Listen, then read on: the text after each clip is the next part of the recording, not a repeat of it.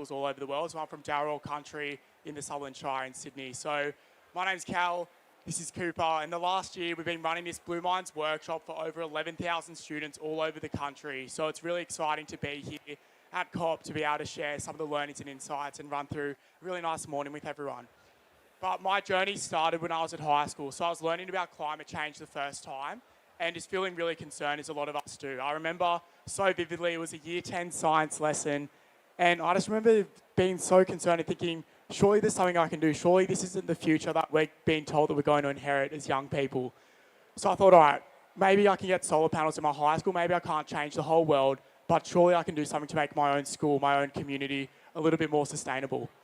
So I spent all these afternoons in year 10 writing a letter to my deputy principal saying this is why we should get solar panels. It's going to reduce our school's emissions, provide energy savings, a complete no-brainer.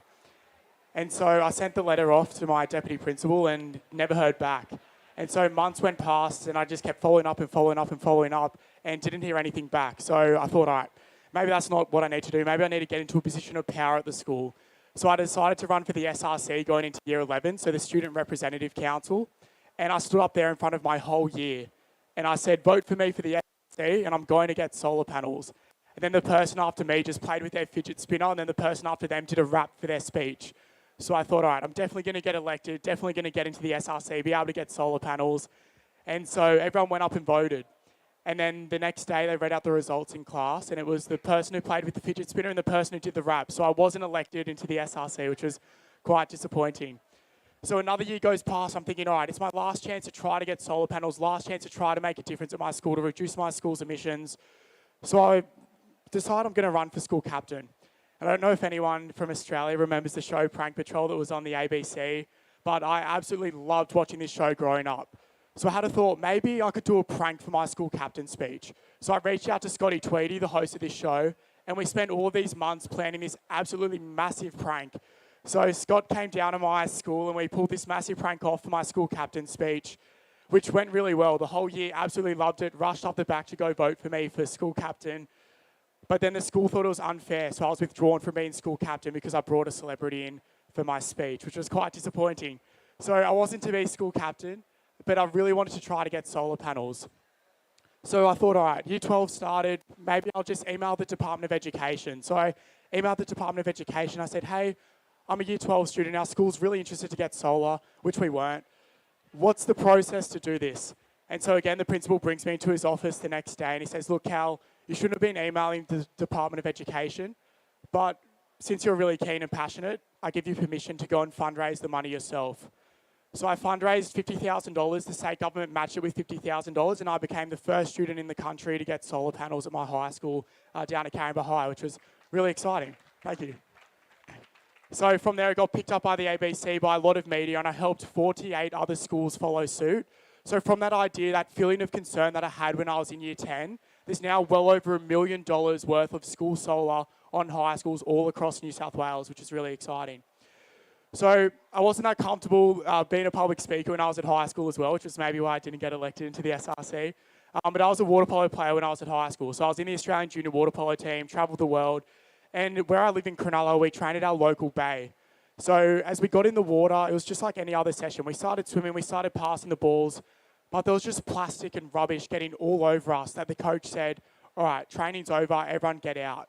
And I just remember thinking, this is absolutely disgusting. Surely I can do something to clean my local bay. I probably can't change the whole global plastic pollution problem, but what can I do to make my own local bay a little bit cleaner?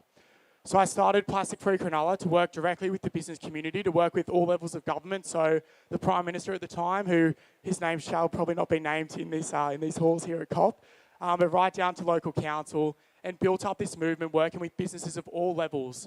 So the largest was the RSL that were using 120,000 plastic straws every year, switching from plastic to paper, and built up this movement that ended up getting single-use plastic, so plastic straws, cutlery, and a bunch of other items banned in New South Wales. So if you ever have a soggy paper straw and you go to Sydney or Byron Bay or anywhere, you can blame me. So apologies for that.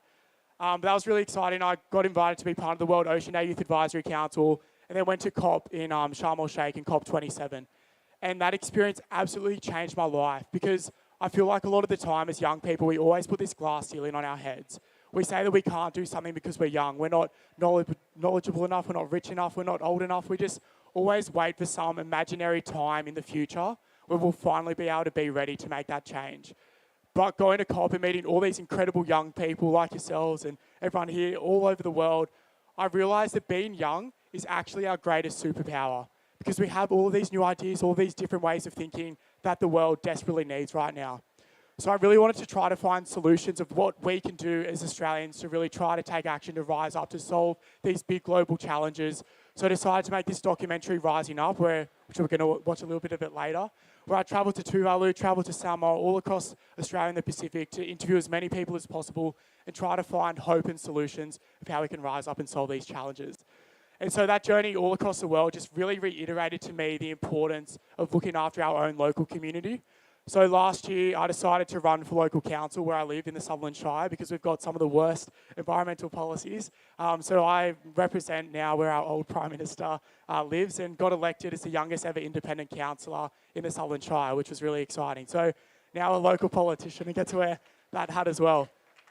But that journey, so trying to do everything I can to look after the ocean, which has been such a big part of my life, led me to being connected with Cooper, who will be able to share a bit about his story. And this is what we pulled off for World Ocean Day last year. And yeah, he's been such a great sort of guiding light for my mindset through this journey. So yeah, over to you, Cooper. Yeah, round of applause. How good's this guy? Inspires me a lot, but it's so great to be here in Brazil. Brazil's been somewhere that I've been to quite a lot. So I used to be a professional surfer. So I surfed on the World Surf League. It's called the Challenger Tour now. And for pretty much a decade after finishing school, I was ranked in the top 100 surfers in the planet, which is pretty cool. I got to, ride some amazing waves. I got to meet some amazing people, and I got to learn some really valuable lessons along that journey. But now I work in the mental health space, and I want to tell you why mental health is so important to me, and it should be important to all of us. So when I was 6 years old, I lost an uncle to mental illness. It was pretty tough for myself and my family to deal with. I then watched my dad, when I was a teenager, struggle with his mental health a bit: depression, anxiety, alcoholism. And because of this, I developed this underlying fear. Maybe one day I'm going to end up like the men in my family and struggle with my mental health. And because of that, I was always really forward-thinking and curious. What are those things that I can do on a daily basis that are going to help me with my mental health? Never had any intention of being an advocate and a speaker in this space, but about 7 years ago now, I was sitting around the dinner table just like this as a family, and my youngest of three sisters, Sophia, was in her last year of high school, and she'd had a tough time in year 12. A few of the boys in her year had a car crash at the start of the year, and one of them tragically passed away. But then something happened later in the year that really changed my life. So I just got home from being in America, surfing at Kelly Slater's wave pool, had the best trip ever. And I was sitting around the table and I looked at my little sister and she looked really upset. And I was like, "What's going on, Soph?" And I gave her a nudge and she didn't want to say anything. I was like, "Are you okay?" And she let us know that one of the boys in her year had taken his life the day before. And that was a massive wake-up call for me. I looked up some of the stats around youth mental health issues and I went like, wow, this is a really big challenge. And I asked myself two questions that night. The first was, why is this happening?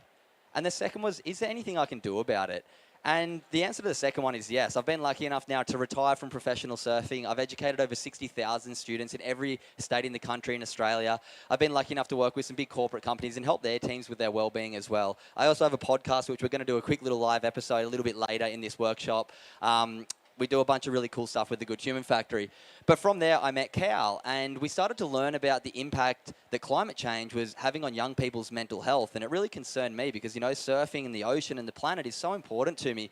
So we created a program, Blue Minds, and over the past 15 months now, we've educated over 11,000 students at schools all around the country, trying to help lower eco-anxiety with a couple really simple skills that we're going to go through very shortly. And yeah, some really cool workshops. So we're going to show you a really quick video from Blue Minds. It goes for about 2 minutes to show you some of the other voices helping us amplify the message. And then we're going to get into a bit of a workshop. So if the technology works.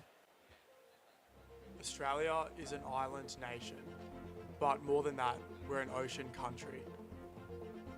The ocean has taught me respect and resilience. It has literally saved my life. It is my oldest teacher and my greatest love.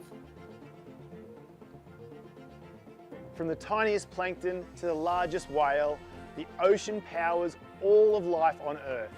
And every time I document and dive beneath the surface, I see magic, but I also see what we're losing.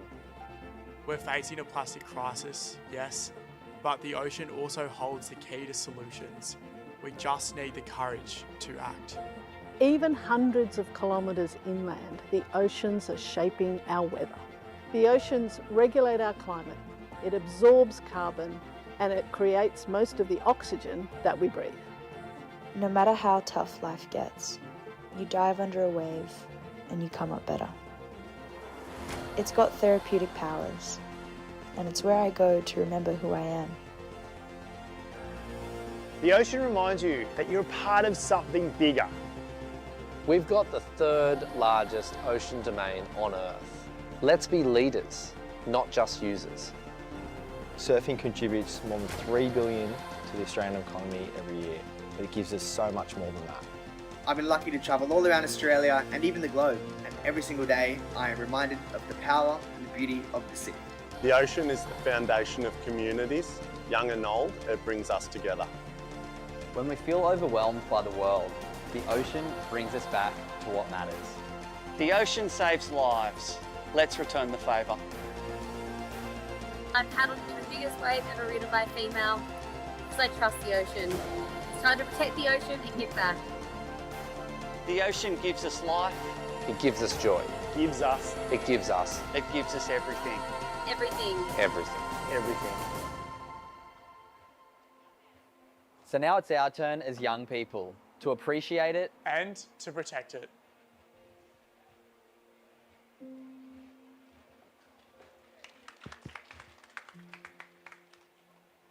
So yeah, as you can see, if you're not from Australia, the ocean is such a big part of all of our lives here in Australia. I just want to shout out the Honourable Minister Chris Bowen, who's just popped in. Hope you are over the jet lag and ready to go for a really great week. But thanks for showing up and showing your support to this and to young people in the ocean. We really appreciate it. So a bit about why we started Blue Minds. So as Cooper mentioned, there was research that came out that said that 2 in 3 young Australians' mental health is being impacted by climate change. And that's really what we wanted to tackle. So we've actually partnered with Origin, the world's leading youth mental health research organisation, to really help us design this workshop that's impact measured to be able to create that change. Yeah, so the thing about the ocean, which is often overlooked in these spaces, is that the ocean controls the climate, as you would have heard from Leslie Hughes. It absorbs 90% of all the extra heat that's being generated by carbon emissions, and it absorbs 30% of all the extra carbon. It's 70% of the planet's surface, so it is so important to look after the ocean, and by doing that, we're going to protect the climate.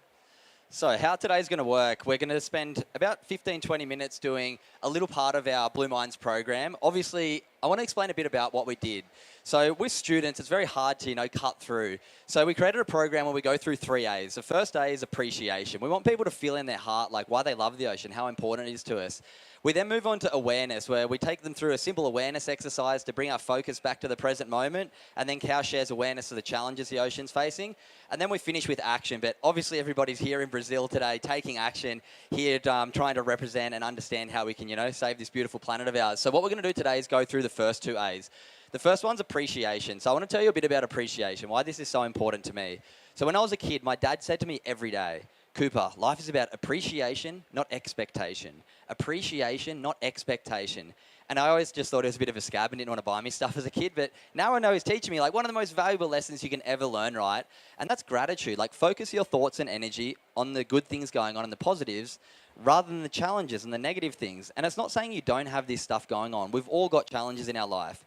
Gratitude's just the ability to shine the light that is your awareness on the positives. And when we do that, it releases chemicals in our brain and body that make us feel good, oxytocin and serotonin. But it takes a bit of a practice. And I know just as well as anyone here, forming healthy habits is pretty hard. Who's ever done this before? New Year's resolution, best intentions ever, no fast food next year, work out twice a week. And if you're anything like me, I think I went to Macca's on the 7th of Jan this year, and it didn't really last that long. So healthy habits are pretty hard to form. Who brushes their teeth every single night? Hopefully everyone. Hopefully. So if I ask you out now, what's more important, your mental health or your oral health? Hopefully everyone answers mental health. Biggest killer of people aged between 14 and 45 in the country. Pretty important stuff, yet most of us don't do much for up here each day. So I want to give you a little challenge. From now on when you brush your teeth, just ask yourself a very simple question in your mind. And that question is, what are 3 things I enjoyed about my day? They don't have to be big. You might have learned something at the conference today. You might have just eaten something that was delicious. You might have had a pretty average day, but you went home and you opened the fridge and there was food in there, and then you turned the shower on and hot water came out. And when we think about these things, it releases chemicals that make us feel good. So I'm going to show you a really quick video from one of my podcast episodes with a neuroscientist who explains what happens in our brain and body when we practice gratitude or kindness. She doesn't particularly mention the environment, being kind or grateful for the environment. Same thing happens though. So have a quick watch of this little video. What Then like doing kind acts and what does showing gratitude to others do in our brain? Gratitude and kindness actually strengthens the reward pathway. So when you're nice to someone, it's not just for them, it's for you as well.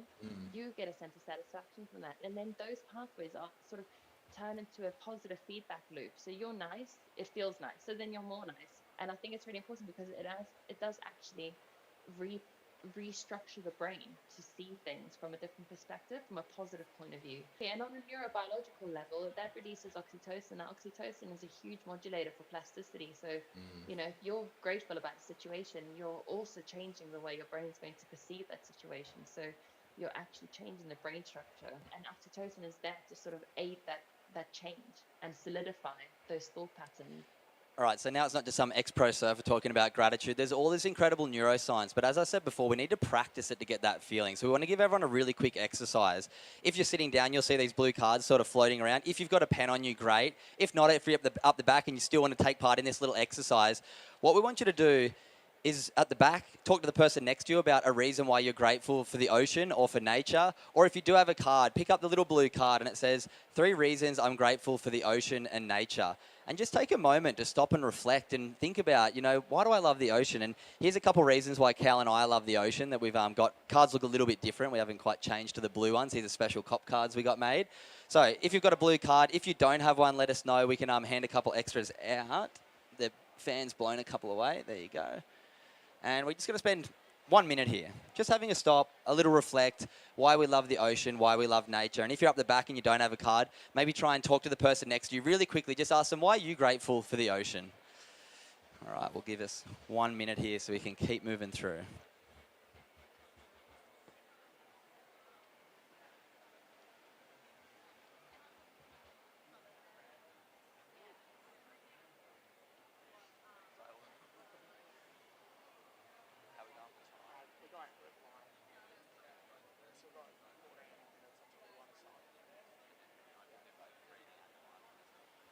All right, we're going to just have another 15 seconds there.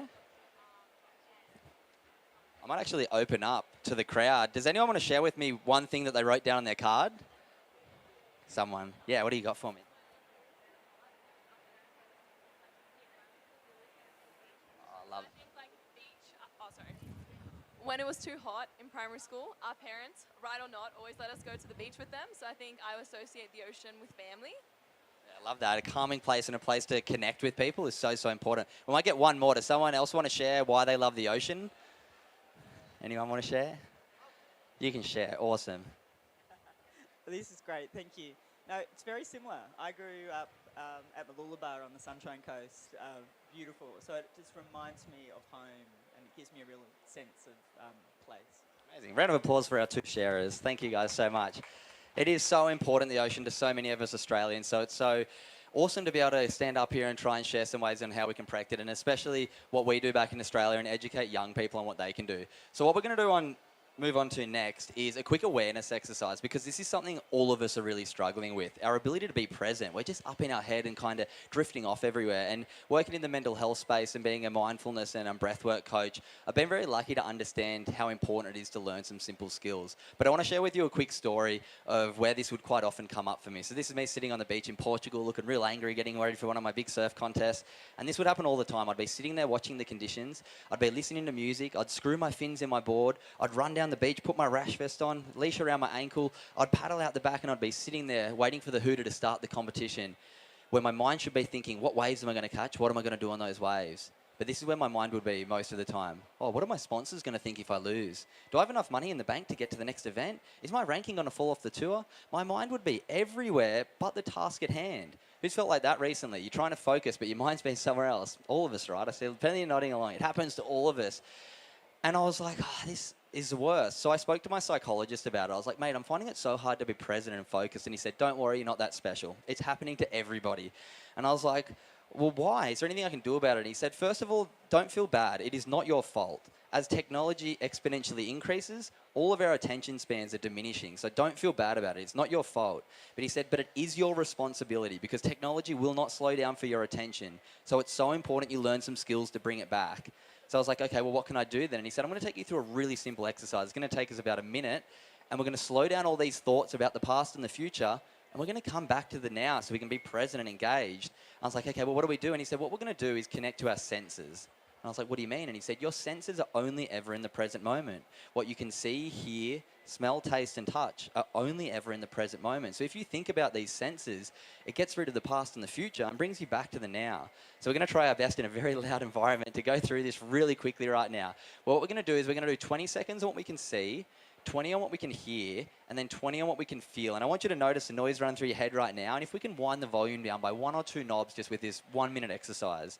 So this is what I want you to all do. Try and just take a breath to start. Bring yourself into the Aussie pavilion right now. And first we're going to focus on our sight. I want you to look around and notice all the different shapes, the colours, shadows, reflections, all of these different things that these little balls in our face called eyes connect with millions of connection, process the information and allow us to see like it's magic. But we're just trying to notice what's around us right now, present moment. Second one, if you want to, it's going to work better, but we're going to focus on our hearing. So I want you to draw your eyes to a close for like 20 seconds for me. Really dial into your hearing. You can hear my voice, whether I speak loud or whether I speak soft. You can hear that. I'm going to be quiet for 10 seconds, and I want you to try and pick up every other sound around you and realize how much is going on around you right now.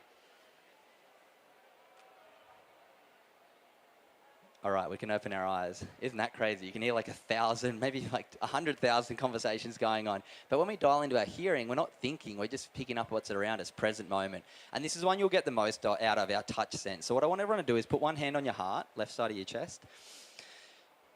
And what we're going to do, I'm going to talk you the whole way through this, really try and conceptualize the words that I say. We're going to focus on our touch sense. So once again, I'll get you to draw your eyes to a close. It'll work better and really try and conceptualize these words. Leave the hand on the heart. We're going to come back to it. So first, I want you to take notice of the feeling of your clothes on your skin. Are they tight? Are they loose? Are they warm? Are they cold? Next, I want you to focus on the feeling of the air coming through your nose or mouth while you take a breath, just how that feels in your body. And lastly, we're going to bring our awareness to that hand on our heart. I'm going to be quiet for about 10 seconds, and I want you to try and notice if you can feel your heartbeat in your hand, in your chest, or anywhere else in your body. All right, we can open our eyes. Who could feel their heartbeat? Who couldn't? There's always a couple, a bit sketchy. Who feels like the volume got wound down just a little bit for a second up here because there was something to attach it to? Anyone? Yeah, that's a great exercise to use when you're out there today, when you're overwhelmed and there's so much going on. Okay, what can I see? What can I hear? What can I feel? It's such a good way to slow down all this thinking that we all have and psychologically bring us back to the present moment. So I've got one more little mental health tip for you, one last one. And that's a little breathing exercise. So our breath is so important. We take between 20 to 25,000 breaths a day as humans, and most of us aren't actually breathing correctly. So when we breathe, we should be breathing through our nose. Our nose is a filtration system, about 26 different functions that happens when we breathe through our nose compared to our mouth. It filters the air, it's got ciliary in there, it stops environmental particles that shouldn't be going into our body. Really important to breathe through our nose. But another really important tip when it comes to breathing is how we breathe. We want to breathe deep down into our diaphragm, expanding our lungs and our ribs so we're down deep. And as well, one last little trick, and I'm going to take you through this exercise. If you're ever feeling stressed or anxious, your heart rate's rising, check where your breath is. It'll be through your mouth and up into your chest. If you ever want to calm down from, something that happens and you're like, whoa, I'm so overwhelmed, do this little exercise. We're going to take 3 breaths together right now in a specific way. We're going to do 4 seconds in and 6 seconds out. When we breathe out for longer than we breathe in, it signals to our nervous system, I'm safe, I can get out of that fight or flight, sympathetic nervous system, and move back into the rest and digest parasympathetic and let my body sort of take a little bit of relaxing. So this is what we're going to do. I want everyone to put one hand over your belly button and one hand on your chest. We're doing this because when we breathe, we want to try and get this bottom hand engaged first, top hand second, and then on the out breath, really relax. So this is what we're going to do. 4 in, 6 out, 3 breaths, 30 seconds, really simple. So once again, if you want to, you can draw your eyes to a close. If you want to keep them open, all good. But we're going to do our first breath together in 3, 2, 1. We'll go in through the nose, down to the belly, then the chest. 4, out, 2, 3, 4, 5, 6. Second one. In through the nose, feeling the bottom up first, then the top. 4. Out. 2, 3, 4, 5, 6. Last one. Biggest breath of the day. Let's go. In through the nose, filling up the belly, then the chest. 4. And then with a bit of a sigh, relaxing the shoulders. Out. 2, 3, 4, 5, 6. Oh, how's everyone feel? Heartbeat dropped a little bit?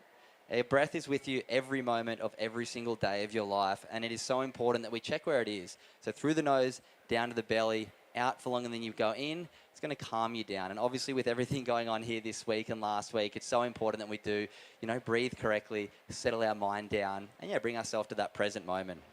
So that was a little bit on mental health, a few little tips that you can take onto your trip as you're here for the rest of the week. And settle that nervous system down, give yourself the best chance for good mental health so we can show up and tackle these big challenges that we're obviously all facing. A big thank you to the Honourable Bowen for being here today.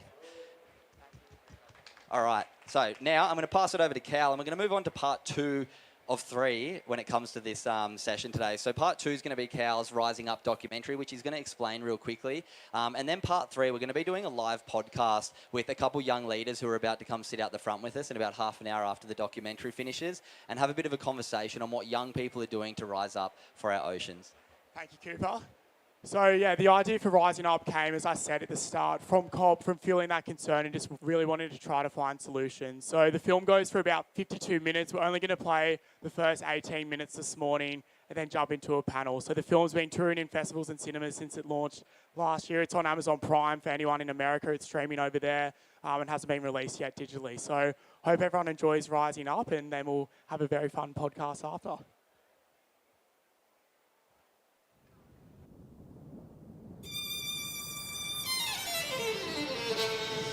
If we reach a rise in temperature of 1.5 degrees Celsius, everything we do after that will be very hard to reverse. The world is changing and facing some of the most pressing challenges that we, young people, will have to live with for the rest of our lives. We're told a story of doom and gloom, that we're too young to act, to make change. But right now, change and action is needed. My name's Kal, and I'm a young Australian that wants to find the answers to these problems. So I'm travelling across the world, deep in the heart of these crises, to uncover the stories of hope, optimism and action. Visiting the front lines of the issues and meeting the visionaries, leaders and change makers to uncover what we can do to help solve these problems and rise up.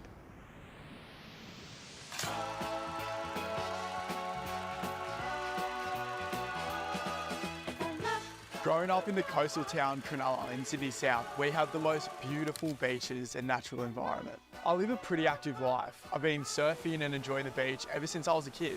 One particular day I was swimming down at the beach and there was so much plastic that we had to get out.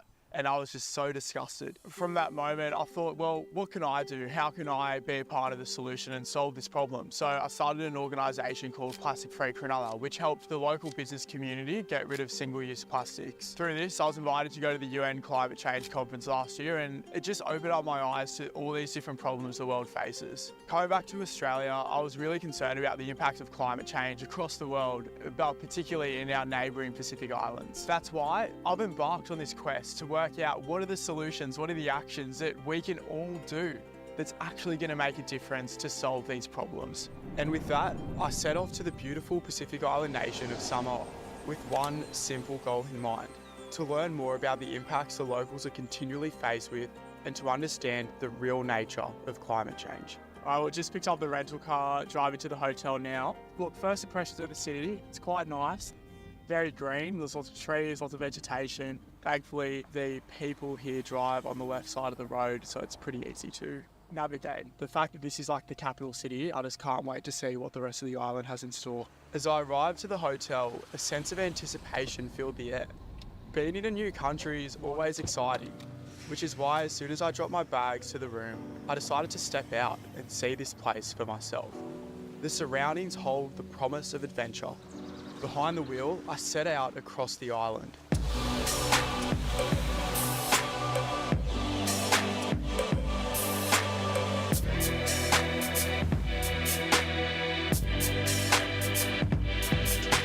This place was like something out of a movie. The lush greens of the rainforest were like nothing I've ever experienced before. The deeper I went into the heart of Samoa, the more I could see that the island was connected in every sense. From the raging waterfalls to the calm of the sea, this is how the world once was. With each passing village, Samoa revealed its unique beauty and whispered its tales of a changing world. Finding a quiet beach to take it all in and go for a swim, I stumbled into what I definitely hadn't expected to find. This was a warning letter the sea had brought to the Samoan shores. It was impossible to ignore, so I got to work. You can't escape the plastic problem that we have. Thing is, the people here aren't going to be disposing this, having a little picnic and leaving them here. It's coming from the water. So when the tide rises, all the plastic that's in the water comes out here, and unless someone here picks it up, it's just going to go straight back out. Beneath the surface, the problem continues to show itself. This ecosystem is under stress. Dead coral litters the seabed. It's truly heartbreaking. I don't know why this is occurring, but something is wrong. Unfortunately, this paradise is not what it seems. There's more to this story to discover, which is why I met up with a leading youth changemaker to uncover what is happening on these shores. So we are on our way to lunch with Okalani, who is one of the reasons why we came out here. So she's doing incredible things in the climate advocacy and justice space in Samoa. So yeah, it's going to be great to have lunch with her and get to meet her. Meeting with Okalani in the quiet of a local cafe, I had the chance to ask her about the impacts climate change is having on Samoa. She then showed us around her home, pointing out the devastating reality the locals are faced with here. Oh yeah, this is a school. That was a school? That was a school. And that was completely washed away by the tides. She told me tales of natural disasters that once struck this very coastline, impacting life for the beachside locals as they knew it. When I was 6 years old, a natural disaster struck. A tsunami came to Samoa, and it was so sudden that it happened all in an instant. But I just remember this absolute overwhelming feeling of anxiety waking up to everything shaking and having to be carried out by my father into the car to go further inland to protect ourselves. And everything settled that day, and we were able to return. I just remember hearing a screeching cry of grief. Most children at 6 years old get to go to the beach and collect seashells on the shore. At 6 years old, I had to come and help collect the dead bodies of my loved ones, of my villages, from the ocean. We had to rebuild. We had to pick up debris and homes that were completely torn down from a tsunami at 6 years old. When I had that trauma, it shaped a really large part of who I am now, but I never really was able to identify that grief and that absolute fear of climate catastrophe until now. To understand why there are so many natural disasters happening right now, you have to look at the root cause. It really comes back down to climate change. All of these natural disasters are solely caused by that increase of heat. And because it's such a delicate balance, it all comes back to all of those gases being emitted into our Earth. How could young people today rise up and take action to protect the future that we're going to inherit and live in? One thing that often stops us is thinking about how big it is. I say baby steps, join a community, join a movement, or start a conversation around climate change. When I started my journey, it wasn't learning all of these things at once. It was deciding to go to a cleanup. It was deciding to go pick up some plastic off of our beaches. And so when I was doing that, it also sparked the conversation of what does this mean for our planet? And so for me, my encouragement is to just join a movement. Whether you're afraid that you don't know much or whether you know nothing at all, the best thing to do is to start. Taking Okalani's advice, as the sun rose the next day, I headed out first thing to a local cleanup to join forces with the Samoan community and tackle the underlying problem of pollution. On our way to the cleanup, luckily it's just across the road. It's gonna be nice. We're gonna clean up this whole seawall from literally like the end of it all the way through to the lake. We're here at the place. It's a soft 6 star. It also looks like we're the first people here. The ocean is a strong part of Samoan culture, their moana. The air was filled with the spirit of change and a shared vision to take action. I found it invigorating seeing the amount of people from all walks of life here in the Samoan capital of Apia come together for this common cause, their collective energy radiating hope It's a rare moment of what true community is capable of, coming together to take action. All generations working together. So today we're cleaning up the seawall and around the Aussies city. And the main purpose of this is that our goal is to keep Samoa beautiful. Yeah, I think they did one last year, so it just shows in 1 year the whole seawall has just become fully littered again with mostly bottles, which is interesting. Piece by piece, this coastline is cleaned. Plastic removed that otherwise would devastate the local ecosystem for decades, if not hundreds of years in the future. I'm in a state of inspiration and shock. I didn't think that there would be this much plastic in the Samoan waters. The act of cleaning up the coastline is not just a task, it's a manifestation of unity and determination. People not complaining about the problem, but out there taking action. Amidst the challenges this nation faces with climate change, the people of Samoa stand undeterred, demonstrating the power of community coming together for a better future. Can't believe in 1 hour, this is all the rubbish that was picked up. Just all the community coming out here, picking up trash, taking action, rising up to solve this great problem that we all face. Today was a day I'll never forget. Although, as I left the cleanup in a state of optimism, I couldn't help but shake the underlying concerns I have for this Pacific region with the changing climate. Many of our small island nations might be underwater by 2030, and that's just a reference point, because if our smaller islands leave, where does that leave the rest of us? One nearby that is also a sister island of ours is Tuvalu. Tuvalu is one of the islands that are at the risk of being underwater due to climate catastrophe and due to sea level rise. And at the moment, there are still parts of Tuvalu and Samoa itself that are going underwater. As the words of Okalani about the nearby Pacific island of Tuvalu sunk in, the desire to see their fight firsthand grew stronger. So, I booked a flight to this low-lying country, the least visited country in the world. Often mentioned as the sinking island, Tuvalu is thrown around as a statistic by mainstream Western media as the first nation to disappear with climate change. It wasn't easy to get there. Boarding smaller plane after smaller plane, flying over some of the most spectacular ocean I've ever seen. From the air, this land seems more closely related to fairy tales than reality. We landed in Funafuti Airport, the only airport in the heart of the main island of Tuvalu. As I arrived in Tuvalu, I met with Grace Marley, a fearless young climate leader. Despite being from different cultures, we connected like old friends. The warmth and friendliness reminds me that the people who live here share a similar positive energy to my new Samoan friends. And with that, we headed out to explore what the country has to offer.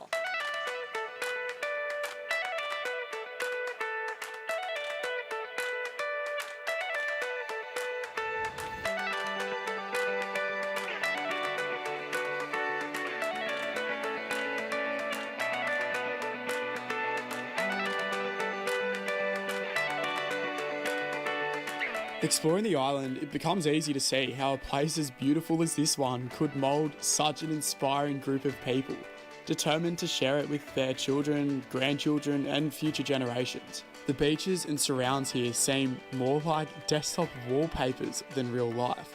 I've never seen such a sight, it's breathtaking. Untouched beaches, seas bursting with life, and seabirds free to roam and live without human disturbance. It felt like I had stepped into a dream.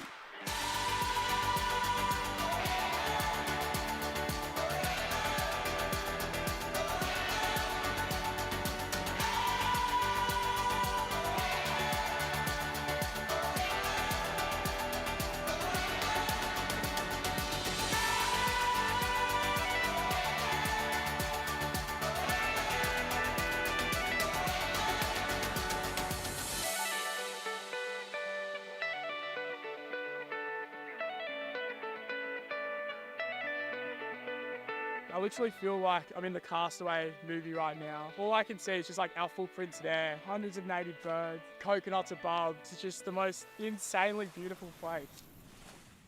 I kept adventuring through this paradise and stopped at a small island to get some lunch. We encountered a farmer who, through a government aid project, has built a raised garden bed to provide much needed vegetables and food to a population grappling with food security. He shared stories of his whole crops being wiped out and the constant challenge to grow with no fertile soil. In Tuvalu, there's a very extreme weather here. Most of the veggies, they like the cool environment, but here is totally opposite. So veg is very difficult to grow here, and due to the climate change, sometimes the whole month are without raining. If there's no raining, then we cannot water them at all. So that is really a very serious problem here. We set up the tables like this to prevent the high tide. Sometimes the high tide will come here and the seawater will directly go inside the soil. Yeah. At that moment, just only one moment, all the plants will die. The rising sea level and saltwater intrusion on the land, both above and below the island, means crops struggle to grow and can be wiped out with any major tide. As I headed back to the main island, it was clear to see the drastic changes this nation is going through with climate change. So, I asked Grace about the issues she's facing as a young Tuvaluan local. The places where we used to play as kids, especially here, would have sand all the way there. I don't see any more sand, like it's just all been taken away by the ocean. Climate change is not our best friend. I can start off with that. It is posing the biggest threat to our existence as Tuvaluans, and if it continues, it'll also impact our culture and our identity as Tuvaluans. There's a saying that goes, "Kafai koise so manafa, koise se Tuvalu," which literally means if you don't have land, you're not a Tuvaluan. It's scary, but it's the reality that we live in, and I think most of the kids these days think it's normal, but it's not. If you had a magic wand and could do one thing in the world right now, what would it be? Decreasing the temperature, I'd say. Also, if I still have that wand and if I have many more wishes. Give yourself more wishes. I would force the leaders, international leaders, to stick to their words. They've already made the promises. You know, they've already listed them all down. But what's stopping them from trying to reach those goals? Were they there just for show? Did they just make all those promises and then just leave them like that? How can the young people of today's generation rise up and take action to protect our future? I think creating more awareness. I mean, you've mentioned that in Australia, you know, from where you're from, people don't really know what's happening here, right?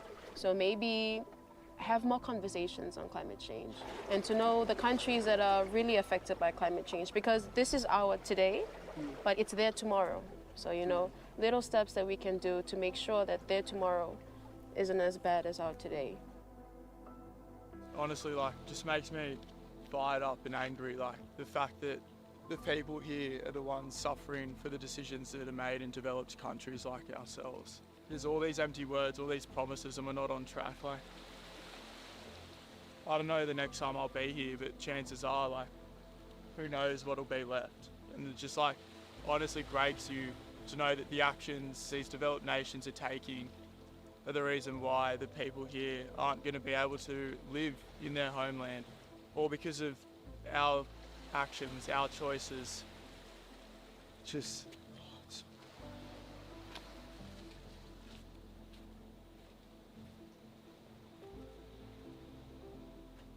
It is very easy to fall into a pit of grief when you think about the facts, when you think about the science. But one thing I hold on to that I still to this day am encouraged by is resilience and hope, and having community that are still fighting, and knowing that if I stop fighting, there's someone that will take my baton and keep running.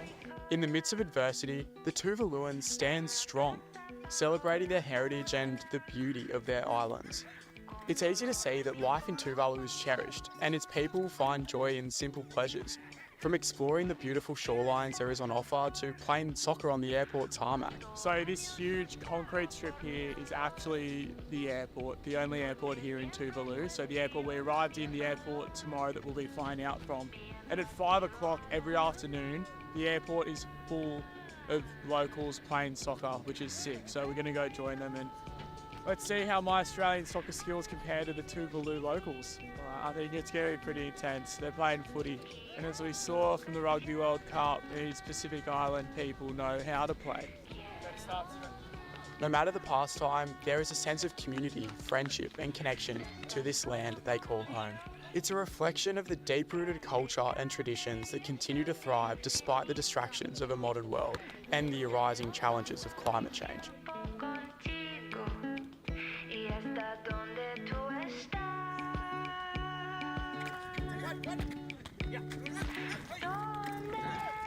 As the sun sets on this chapter and I head back to Australia, I'm more determined than ever to rise up to the call from Grace, Okalani and all of our Pacific neighbours. It's going to be a journey, but as I've learned so far, it all starts with the first step.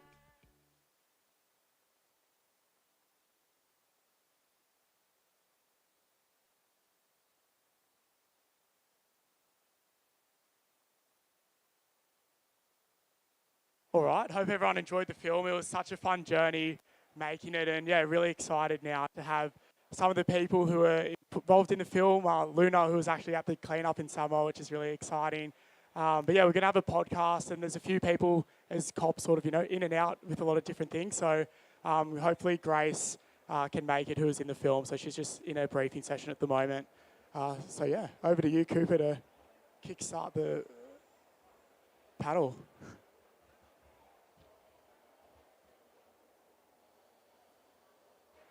All right, it's great to be back up here. So a little bit about Good Humans podcast, which this is going to go out on.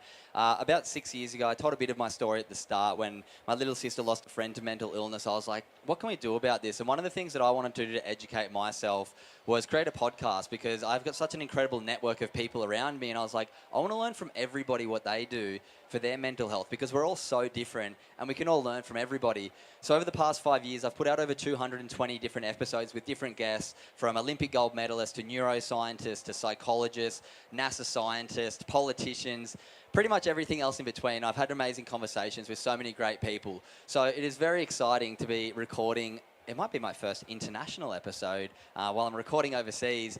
So I'd love to invite up Messe and Luna, if you girls want to come up and sit down and have a quick chat with us for half an hour. Round of applause.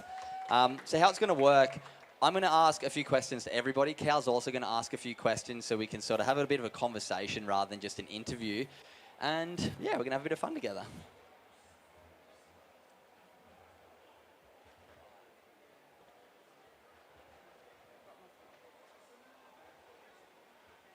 Really annoying. Just going to make it easier for both of you. Do you want to sit under your names just so we can, so if anyone takes a photo, they kind of line it up. Got to get the socials right. We've got the, got everyone's names if you want to take a photo and follow them on social media after. So I'm going to start with you, Messe. So you're from Tuvalu, the least visited country in the world. Such a beautiful place. Kal told me so many incredible stories, but I just want to ask you to start off, what was your aha moment in the climate movement? Like, why are you here at COP right now? Well, yeah, it's working. Just hold it close. yeah. Well, I'm here at COP representing one of our youth, local youth NGOs, Fooling a Foe, it's what it's called. And our mandate was mainly, still is, coral restoration. And so I'm here to listen and also advocate on climate justice. Coral for us in Tuvalu is very important. The ocean is our main source of food, and it's very important to us. And corals is important because it houses fish. It also provides food for most of our marine life. Yeah, and so I'm here to represent my youth back at home, who are at the moment, as I speak, are out in the outer islands helping out communities in terms of water security as well. So yeah. Amazing. Well, thank you so much for being with us. We're going to ask you some more questions. Round of applause for having it here today. I'm going to move over to you, Luna, from Samoa. I've never been to Samoa. I've heard it's beautiful, though. You are an electrical engineer, am I right? Dedicating your time to advancing renewables. Can you tell me what your aha moment was to get involved in this climate space and, yeah, what you're working on at the moment over in Samoa?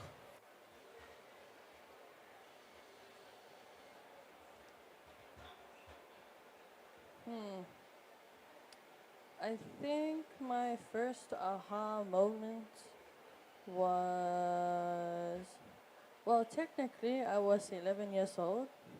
And so living in Samoa earlier, back then, it was like 2011, we kept on having water shortages. And so my mind at the moment, I was just like, why do they keep turning our water off? Why is there not enough water for everybody to have, like, you know, out of the tap? And so I got tired of having to wash my face and shower out of a bucket that we collected from 3 villages down at my family's house that's there. And so I wrote a letter to the Prime Minister, 11-year-old me. Would I do it today? No, back then. And I was just like, yeah, like I invite you to come and like share a room at my house and live with us for a week or two and really just experience how we have to deal with water. Because that's the life. We have a tank now. It solved that problem. But like that's the life of someone who doesn't have a water tank at home. If the water's out, the water's out, and you have to go travel a couple villages down to get water from your family. But that's when it started. Sorry, I was listening. That sounds like such a struggle in your upbringing, and so good on you for, you know, taking action at such a young age. Writing a letter to your Prime Minister, you said, yeah? Prime Minister, President, I get it wrong sometimes. So writing a letter to your Prime Minister at 11 years old, did you get a response? No, but it was on the newspaper. Yeah. All right, thank you so much. Round of applause for Luna. So I'm going to introduce one more special guest that we weren't sure if she was quite going to make it, but we have, and I don't want to get your name wrong, is it Chi or Zai? Chia. So we have Chia Vestida from Mexico coming to join us. Can we get a round of applause for Chia? We'll get you to sit in the middle there. That's completely fine. And if Grace comes, we'll pull up another seat. I'm going to let her take a breath first, and I'm going to sort of throw it over to Kal first, and then I'm going to ask Chia a question as well. So I'm going to pass it over to Kal. So Kal's obviously a great friend of mine, but something that inspires me so much is the fact that he's not all talk, it's all about action for him. And last year, when we kind of were just launching Blue Minds, big enough project in itself to get going, he also let us know, hey, I'm going to run for local council. And I was like, you're crazy. And he was like, I'm going to do it. I probably won't get voted in and elected, but I'm going to give it a try. A few weeks later, he's an elected councillor for Cronulla Shire Council, and he always talks about the importance of starting local and impacting your own local community, because then it can spread big. If we try and change the whole world, it's very hard to do. But if we change our own world, and enough of us do that, then the world changes. So talk to me about that, Kal, and share with everyone why it was so important to run for local council. Yeah, so where I live, as many of you know, the Sutherland Shire, so a very conservative part of Australia. So the old Prime Minister, Scott Morrison, who brought coal into federal parliament, is my local federal member. So I thought it was pretty disingenuous to be trying to inspire other people to make change, to look after their own local community, if my own local member in my own community is one of the worst for climate, one of the worst for environmental management in all of Australia. So we've got some of the most poor water quality bays. We've got a tree canopy that's declining every single year. So yeah, as I was sort of having that mindset of, you know, not trying to focus on changing the whole world, but trying to change our own individual world, I thought, why not try to get at the decision-making table? Because for young people, we always talk about wanting to be at the table, wanting to try to make that change. So why not put your hand up, give it a crack, and yeah, actually become a politician. So yeah, got elected last year, which is really exciting. And yeah, no experience in campaigning, no experience in the ins and outs. So sort of did a few Barefoot Bowls fundraisers, got enough money to pay for the call flutes, to do all those sort of things. And yeah, it's been incredible. So got elected in a pretty big landslide in the Sutherland Shire, which no one was expecting. And since I've been elected, I was able to get our climate strategy adopted unanimously, which again, we're a council predominantly made up of coalition party members that don't really believe that much in climate change. But if our community, if the Sutherland Shire can make these changes, if we can really drive this, then I have hope for the whole world. So yeah, we've got our climate strategy adopted, our tree and bushland strategy adopted, and it's been just so great to be able to make that change, be on the ground and not just talk about the problems, talk about the solutions, but actually be able to implement them every single day, which has been good fun. And we've got another round of applause for Kal. And I think Kal's just a great testament, and everybody's sitting here to show that when young people raise their voice and when young people get involved, people who are a bit older than us are inspired by it, and they're like, all right, let's get behind these young people. And somebody I'm very inspired by, a bit of a fanboy here, is you, Chia. I watched your TED Talks the last couple of days, and it's just so incredible the work that you've done over the last few years, mobilizing over 300,000 young people in New York to come together for climate change. So I want to ask you first, what was your aha moment to get involved in this space of climate and protecting the planet? Thank you so much for having me. And hello, everybody. Can you hear me well? Yeah? Hello. Oh, okay. Thank you. It's really nice to join you. Sorry for walking right at the start, but I'm really grateful that you led me on the panel. My name is Shie Bastida. I'm from an indigenous community in central Mexico. It's called Otomi.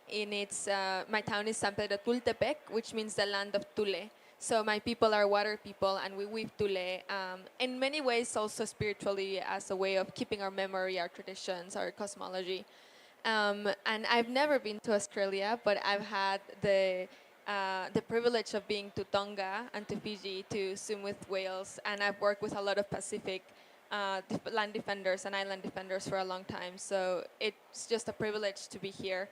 My aha moment was, well, I think it kind of builds up. I think it's hard to have one aha moment, but I like to always share that my parents met in the Rio Summit in 1992 as youth activists when they were in their 20s. So I'm literally living a continuation of my parents' fight and their struggle. And they kept seeing each other at different climate events, conferences, until they fell in love, and then I was born 10 years later. And now I'm here. And my dad is also here somehow. I haven't seen him, but he's around. And I grew up with parents who were not just incredibly grounded and connected to Mother Earth, to our community, to our territory, but also parents who were talking about climate when nobody else was. Really, no one was. I felt like I was crazy thinking that climate change was a thing, but nobody around me was acting like it. And then when I was 13 years old, my hometown flooded. And it was a river that overspilled because of heavy rainfall, and the river that was fully contaminated by factories. We have one of the largest industrial clusters in all of Mexico, near Mexico City. And that was the moment that changed everything for me, because I realized that what my parents had been talking about was a reality. And it was just incredibly painful to see your own hometown flooded, polluted, and people being scared of going out because of fear of rashes or skin disease or all of those things. Then I decided I would never do anything but to be a steward, to do what was commended by me, by my elders, to be an extension of the earth. And we often do say that we are nature protecting herself. And that is incredibly humbling, because we don't do this for our own gratification. We do it because there is no other thing to do but to respect the body that gives you life and meaning and purpose. So ever since, I have been an activist. I think it's been 10 years now since that happened. And like you mentioned, I've mobilized in New York when I studied there, over 300,000 people in the streets. And now I lead a nonprofit that has programs in 27 countries for the empowerment of youth activists. Because I believe that if we, like you, if we don't build our own spaces, then they won't come true. And if we are not practicing the future we want to live in, then we're giving up the stake that we have in building it. Round of applause. What a legend. So I'm going to ask one more question to you, Chia, then I'm going to let Kal ask a few questions to our incredible Pacific ladies, because he's been to both of their countries recently. I work in the mental health space, and I've seen so many incredible people taking action for the environment, but so often people get burnt out and they're just like, I can't deal with this anymore. Do you have any strategies, or is there anything you do in particular that helps you with burnout and helps you, keep the arrow pointed at the right place so you can, keep doing the mission that you're on? Yeah, that's a really important question. I burned out for the first time when I was 17 in my history class. Just collapsed and ended up in the hospital, and it's not pretty. And it shouldn't happen to any of us, let alone youth activists who are giving our all in a world that is deeply unfair to our generation. And I think from that one time, when it happened once, I decided this can never happen to us again. This shouldn't be part of the story of youth activists and activists in general. And one of my dear friends, her name is Ruth Miller, she's indigenous from Canada. She said, if the climate fight is harming the body of an indigenous woman, then it's not the right fight. She said, my body is the first territory to protect, to defend, and to love. And if my territory is not protected, defended, and loved, then I cannot give that to the rest of the world. And so for me, taking care of myself, of my community, of my friends, is a deep act of love and resistance. And I believe that we have to be well inside if we want to put that out there. And I also believe that we cannot just build the world with rage and pain, because we will build a painful and angry world. So even if I used to walk into these rooms when this is my 6th COP. And when I first started, I would be so mad and upset and like, how could you do this? You're stealing our future. And even though I still have that inside me now, what drives me is the deep love that I have. And when that is the driver, your whole presence becomes different. The way in which you show up to a room becomes different. The ideas that you bring become different because they are rooted in deep imagination for preserving life for the long term, for future generations. So I would say if there's 3 things that I do is 1, remind myself that I do this because of deep love. Number 2, I do a lot of ceremony and a lot of cleansing because the energies in these spaces are really heavy. And if we're not grounding ourselves, if we're not reminding ourselves and asking Mother Earth for clarity of why we're here, then you lose direction, and it's really easy to lose direction. And the I lost my grammar. The 3rd thing that I do is I just make sure that I have rest days and laughter. And like just yesterday, Winter Free Day, we went to the river, and it was just incredible. It was amazing. And all of the tension of the week that we had accumulated in my delegation, it just kind of dissipated into the water. And that's something that we can do very consciously. Ask the ocean to, take our heaviness and then do this cycle of nourishment. So just being very mindful about how we show up, how we're feeling inside, and how we can gift that also. I love that. Thank you so much. This microphone. So I'm going to pass it over to Kal now, and Kal can have a chance to ask our lovely ladies from Tuvalu and from Samoa some questions. Awesome. I had a question for you, Luna. I guess going back to Samoa and sort of the work that you're doing there on the ground, and sort of how do we get young people into these sort of spaces? I know that it's only a sort of select few that get to actually show up to COPs, but would you be able to talk about the bit of the work that you've been doing to mobilise young people in Samoa? What's been the insights and I guess, the exciting work that you're doing back home?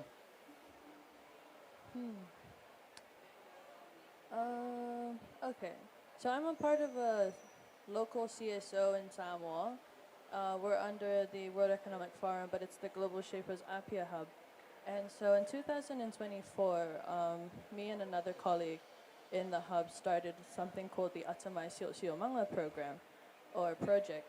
And Atamai means smart in Samoa. Siomanga means environment. So technically smart environment.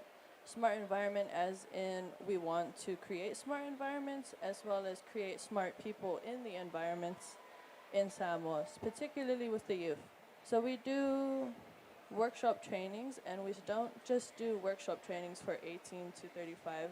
We also try and do workshops with the primary school students, because it's the primary school students that are really the next leaders in the next generations. And unlike 11-year-old me, who thought that the Prime Minister was purposely turning the tap off, we would like the youth and the younger generation to know why we're having water shortages, why the power is cutting every now and then, and why sometimes you can't go to the beach because it's dangerous. And so earlier this year in May, we hosted the local conference of youth with under Yango, and we managed to host about 170 with like 30 extra kids who didn't register, so we can't count that number.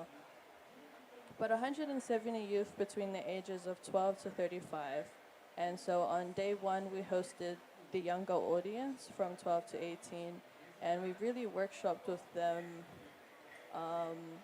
the different thematic areas of climate change, because it's not just energy transition, it's not just oceans, there's the finance part, there's the importance in different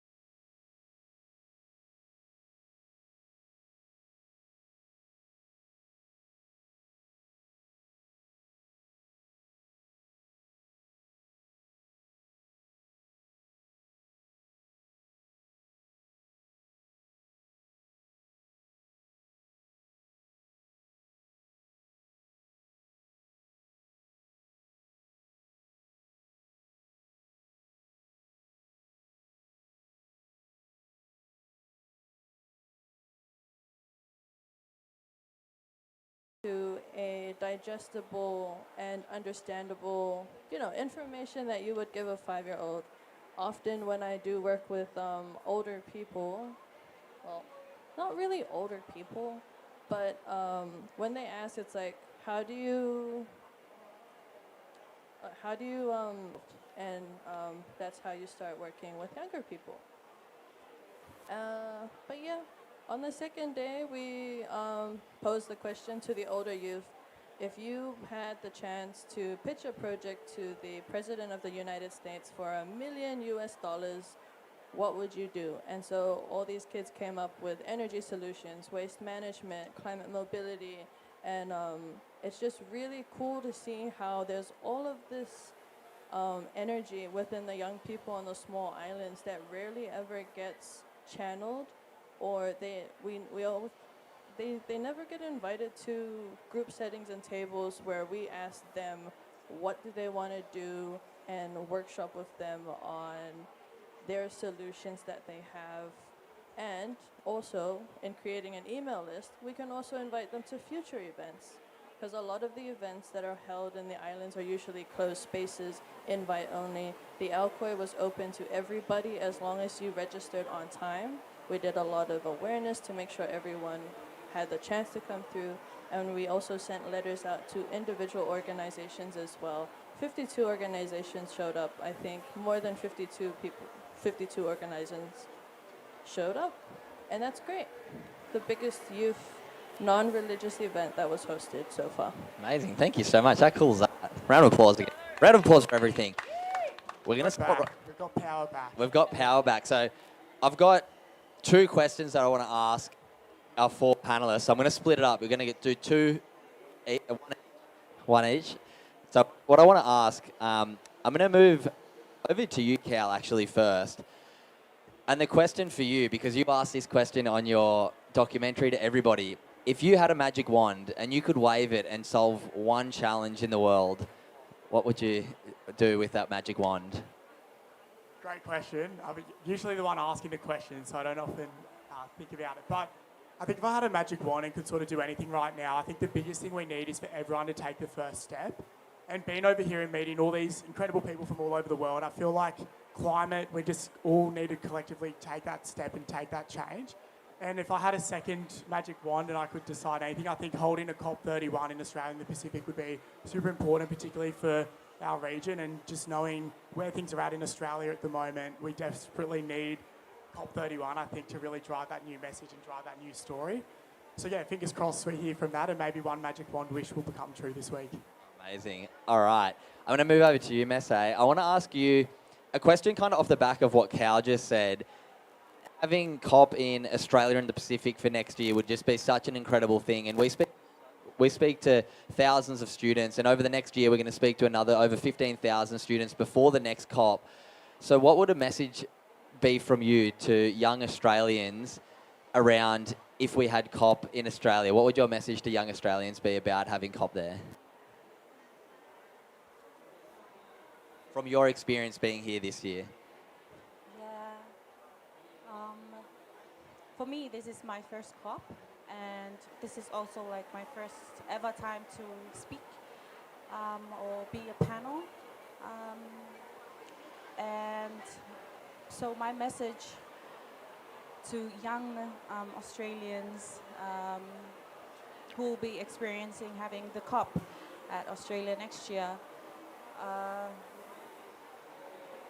guess at the first thing, like I would want to make them understand what COP is about. And to me, COP is where decisions are made on the lives of the people, from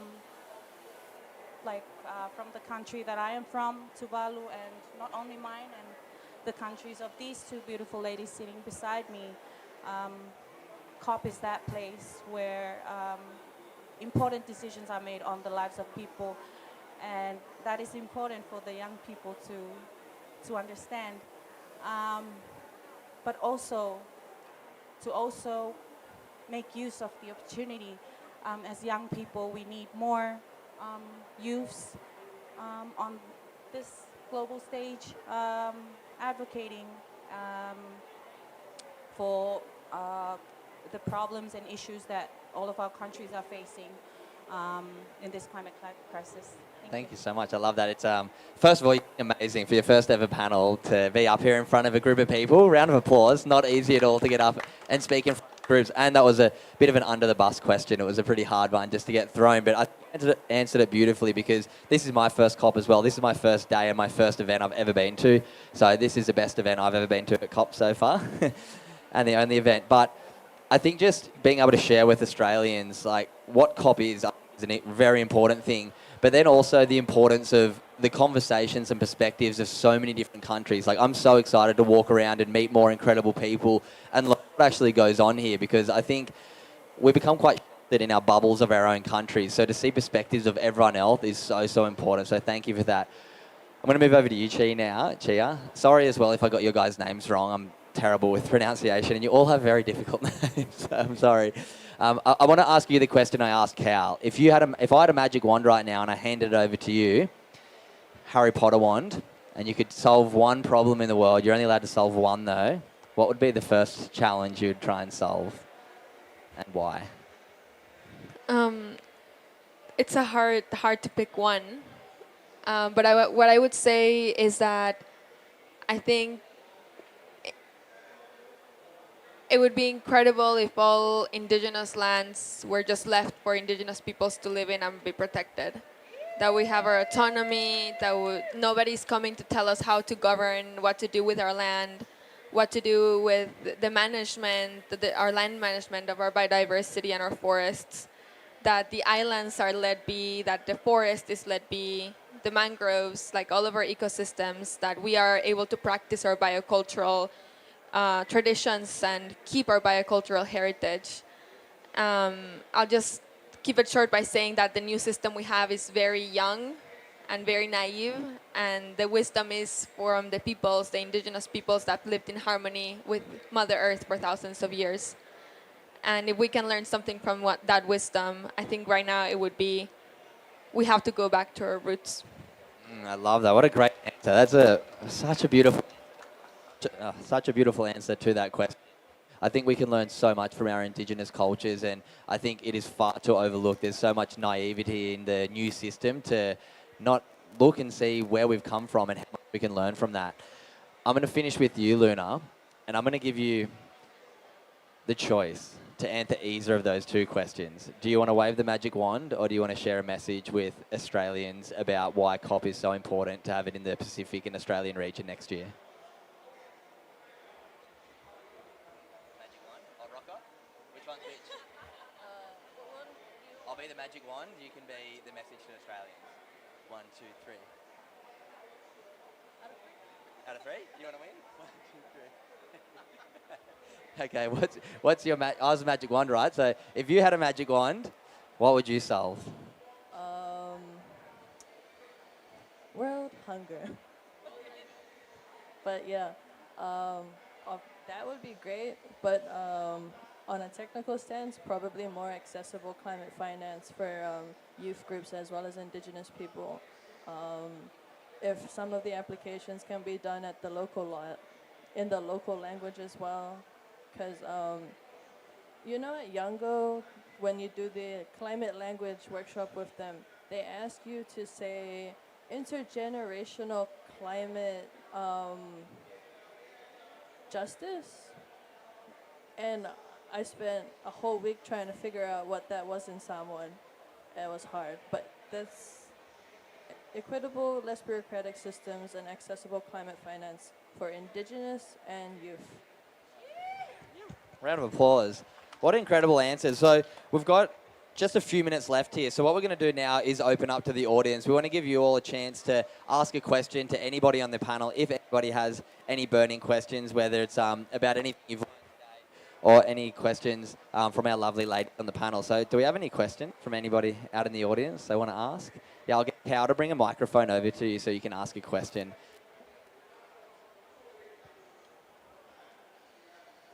Hi, thanks guys.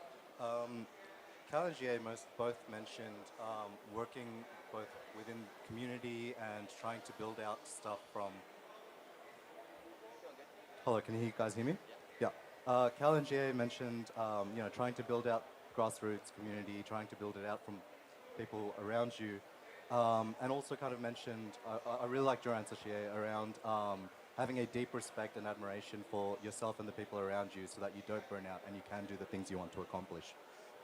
What are some things you guys do to actually do that, right? Like, what are some practices you guys take care of to make sure that you're not ending up frustrated and burnt out and everything? I'll give my mic to you, Cal. Or maybe, do you want to pass your mic to Cal? He can answer it first because I know you kind of answered it already a little bit, Chia, with your 3 things. But I'll start with Cal, and then maybe you might have an extra little one to add. Yeah, I just think finding those things that fill your cup. So for me, when I drive up to my council meetings, which start at 6 p.m. and I usually get home after midnight on every sort of third Monday, I listen to some, pretty good pump-up music, so I sort of cheer myself up a bit. And I think finding those things that, keep things a bit fun, like fill your cup. Yesterday, we went out on a boat as well and had a bit of samba dancing, which was really fun. So filled my cup up for another week here at COP.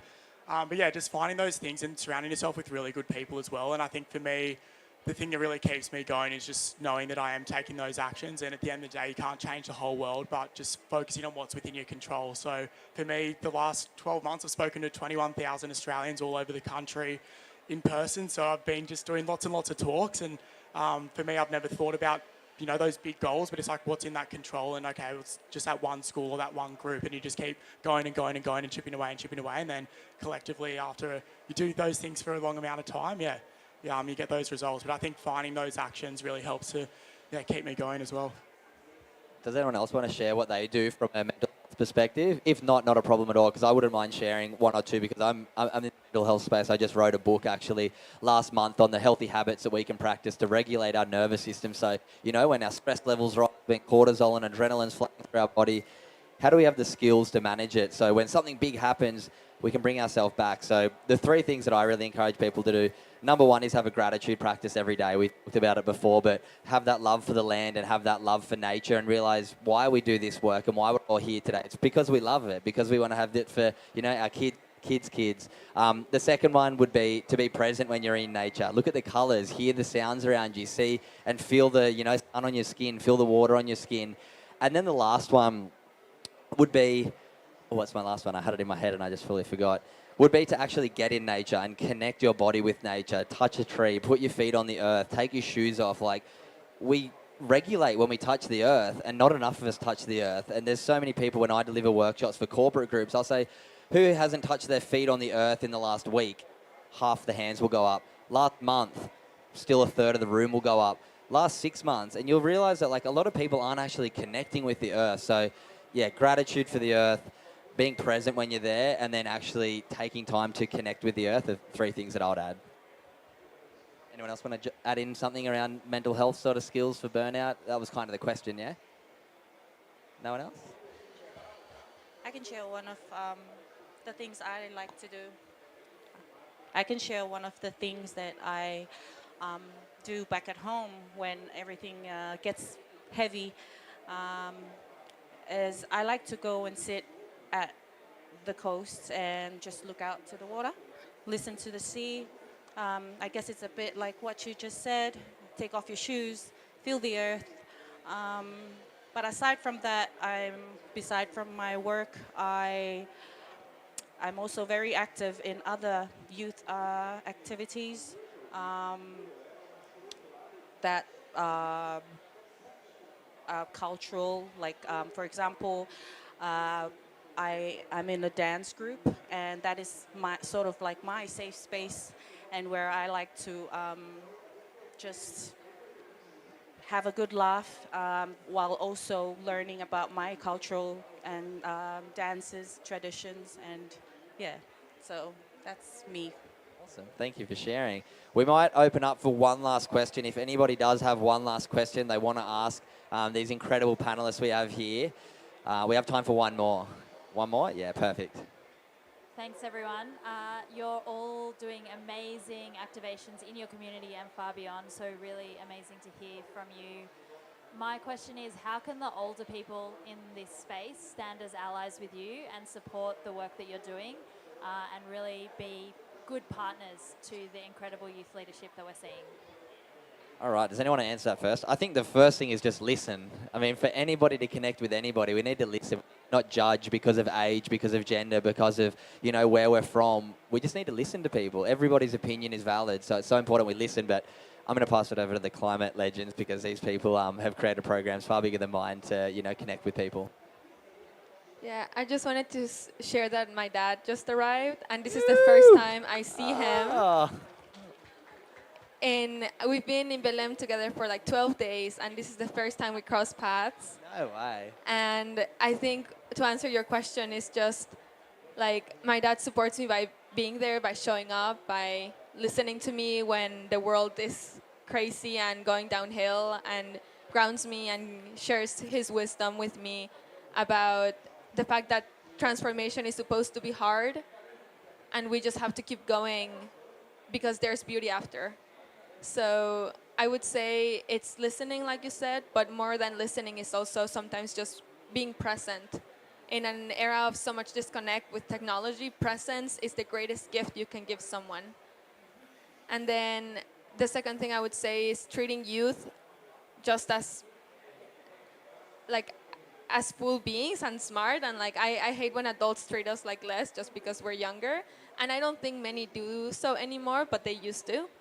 And then the last thing would be to also trust that we have all of the intention to fulfill, well, just everything that we want to do. And what we don't have is the trust, the resources to actually follow through with a lot of the changes that we want to implement. So, yeah. Do you have anything, Luna or Messe, about how older people can connect with younger people when it comes to the climate space? I think she would basically, oops. I think Niwe summed it up really. Probably also just have faith in us. Showing up is really good too, because like if we see you in the crowd there while we're up here, that matters a lot. It's nice to have you guys there. It kind of like you know, we know that you're like there.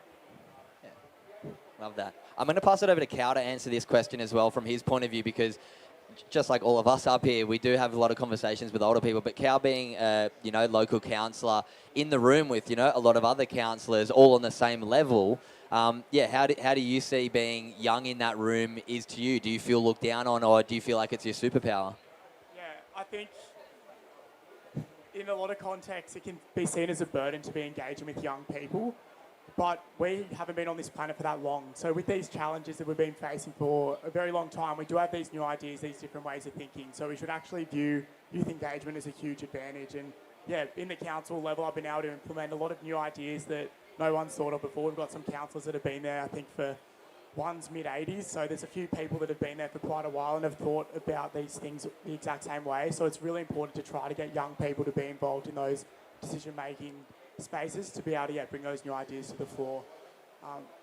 And I think young people as well are the most connected generation of all time. Like, how do we collaborate? And, you know, if somebody is a little bit older or finding it hard to get their message across, how do you work with young people to collaborate on ideas so we can spread those messages through social media, through podcasts, and, you know, get those messages out there? So I think it is changing, and people are starting to look at young people as, you know, people who can contribute to these challenges that we're all facing in a positive way, and not just sort of look down on and think, oh, you know, when you guys get older, you'll be able to contribute, because there's so many young people doing incredible things who are making massive, massive impact in their community too, because at the end of the day, we're 100% of the future. So it's so important to have young people as part of the conversation with, everything we're doing.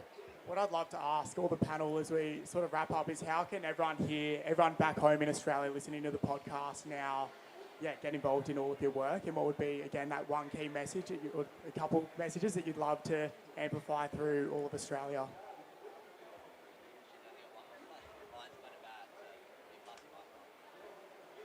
So how can people get involved in your work, and then what would be your message that you'd like every Australian to know? And just everyone as well listening on the podcast right now, this message not to you. I will leave in the show notes all of the incredible women and Kal's social media, so you guys can go check out the work they're doing as well. Yes. for me, my work is mostly with our communities back home, and in order for, well, from my point of view, in order for Australians to help and reach out, I guess it's by taking the first step and coming over to actually, see for yourselves the problems and the issues that we're facing, the realities that we're living, and from there, I think you will know just how to help us. And I think as well, round of applause for that answer. Thank you.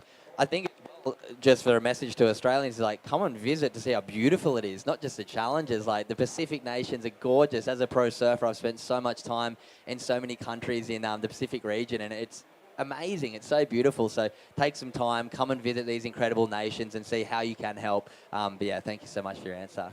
Chi, do you want to answer that question?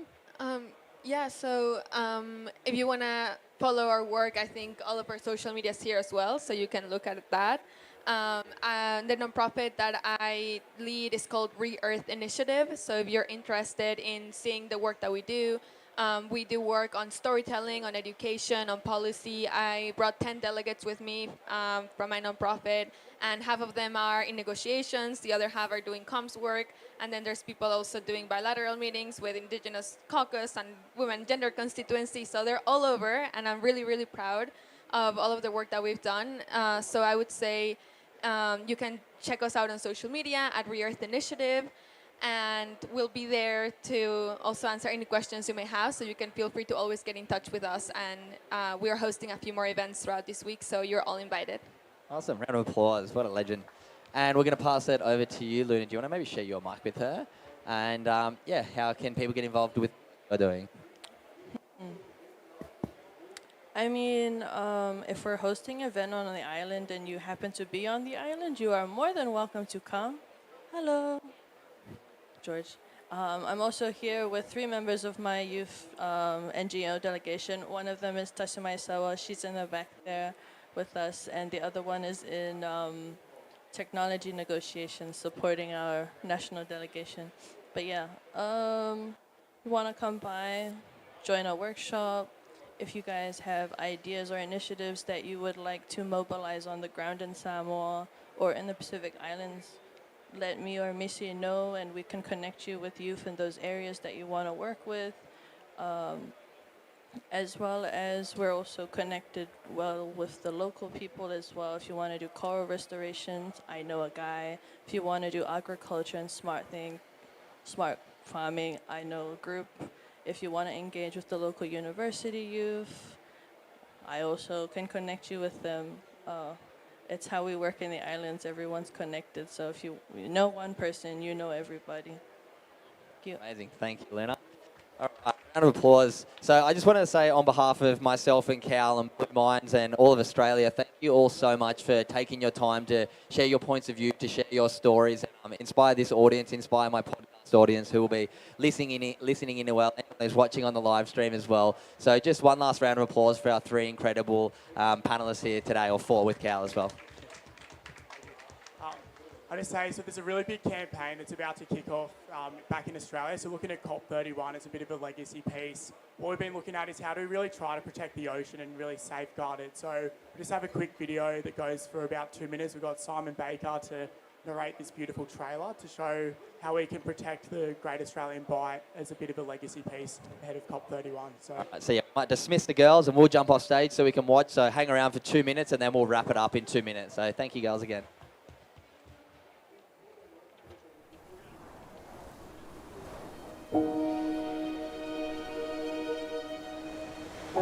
It's time for all Australians to seriously and urgently protect the Great Southern Reef by pursuing UNESCO World Heritage status for the Nullarbor and Great Australian Bight.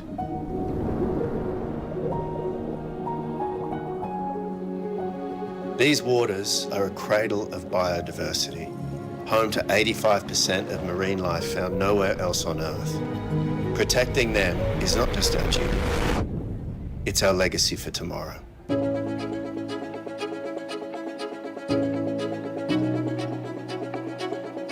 We've fought off the big oil companies. Now it's time to help ensure this ocean heals and restores, and we protect this unique expanse forever. This is a powerful and sacred place for all people. These waters are a living, breathing sanctuary given to us by Mother Earth.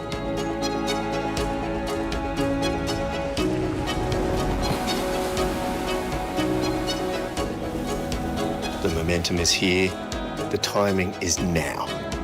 Together, we can show our support for World Heritage, ensuring this treasure is preserved for generations to come.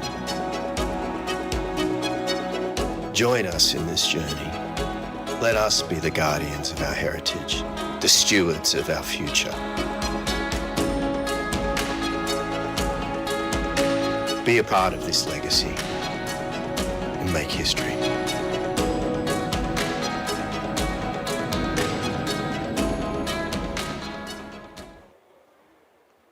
So yeah, there's lots of exciting things happening in the ocean space in Australia when ocean communities start to step up. We've just had oil drilling banned in New South Wales waters, driven by surfers, driven by ocean lovers. So if you do want to get involved in the fight for the bite, scan the QR code. But thank you so much for joining us today, for bearing with all the technical difficulties. Round of applause to all of our beautiful panellists as well. So thank you so much for bearing with everything. And thank you so much to Service of Climate, RACQ, for helping to support this event this morning.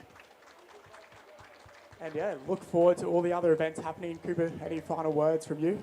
No, just if you've got any questions about any of the work we do or you want to get involved, we're going to be hanging around for the next few days, but also straight after the event. So come say hi. I'm very excited to meet all these new faces and new people. And just from the bottom of my heart, thank you so much for the opportunity to be here from the Australian government and from Surfers for Climate. So thank you guys so much for being here.